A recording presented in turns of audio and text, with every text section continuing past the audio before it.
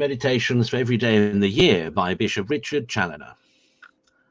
October 3rd, on Thou shalt not bear false witness against thy neighbour.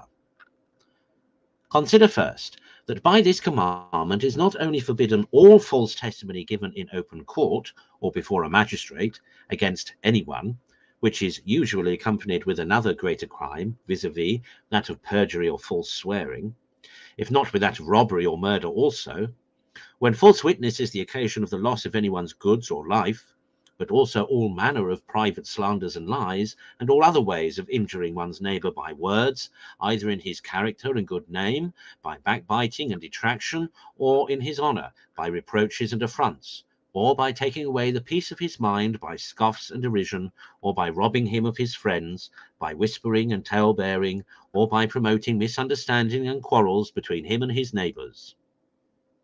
An evil so odious in the sight of God that the wise man assures us, Proverbs 6 verse 16, that his soul detests it.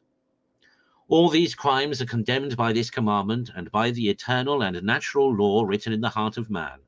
All of them are directly opposite both to charity and to justice, and to the great rule of life, not to do by others what we would not have them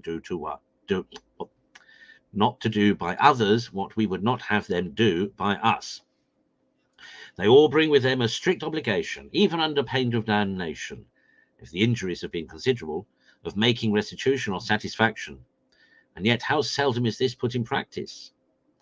Ah, how common are these injustices of the tongue, and how dreadful are the consequences of them, both in time and eternity.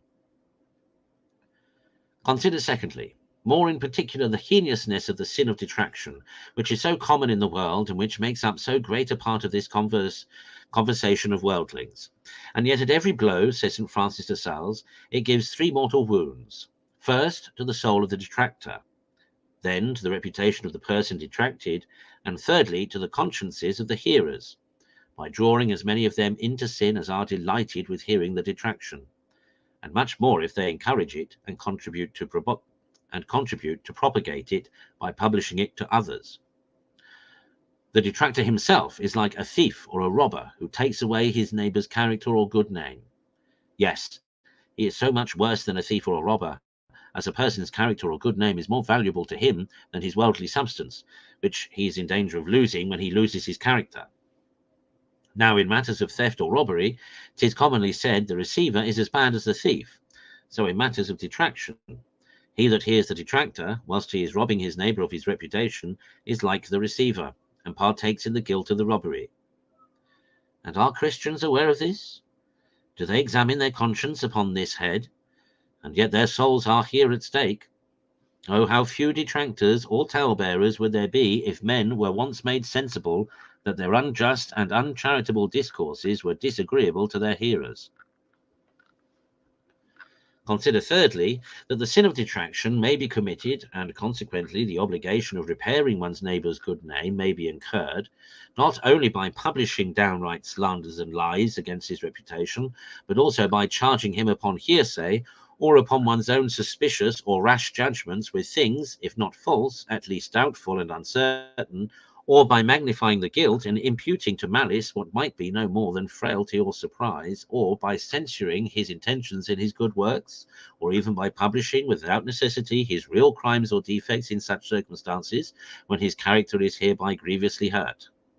Because in all these cases, one does not only sin against charity, which obliges us to love our neighbours as ourselves, but also against justice, by violating the right our neighbour has, that his good name should be preserved as long as he has not forfeited it by any public crime.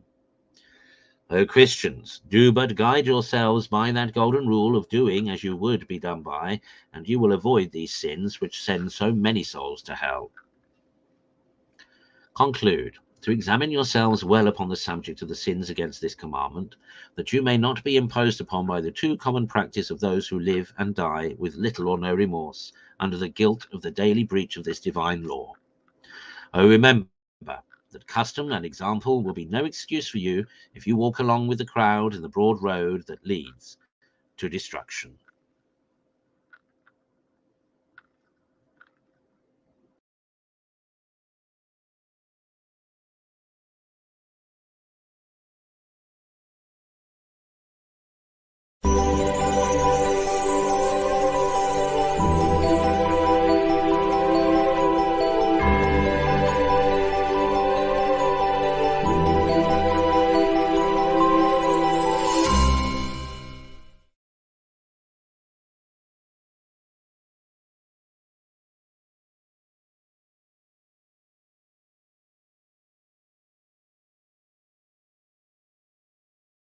you.